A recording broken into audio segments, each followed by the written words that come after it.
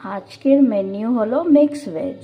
তার জন্য ক্যাপসিকাম, ফুলকপি, বাঁধাকপি, টমেটো, কাঁচা লঙ্কা সব কাটা আছে। এই যে পনিরও কিউবসে কাটা আছে। এবার আমি আগে পনিরটাকে ভেজে নেব। এটা এক রকমের পনিরের রেসিপি। আগেরটাতে ছিল জ্যান ভেজ পনির, এটা হলো ভেজই, কিন্তু এটা হলো মিক্স ভেজ।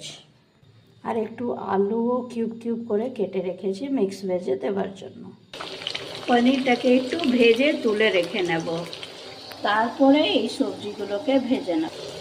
পনিরটাকে বেশি লাল করবেন না, হালকাই ফ্রাই করে তুলে নেবেন। এবার ফুলকপিটা ভেজে তুলে নেব।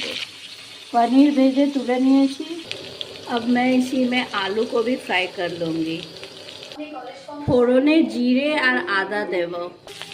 এরপরে বাঁধাকপি দিয়ে নাড়াচাড়া করে শিমলা মির্চ দেব। এটা মিল্ক পাউডার গুলে মিক্স ভেজটার মধ্যে দিতে হবে।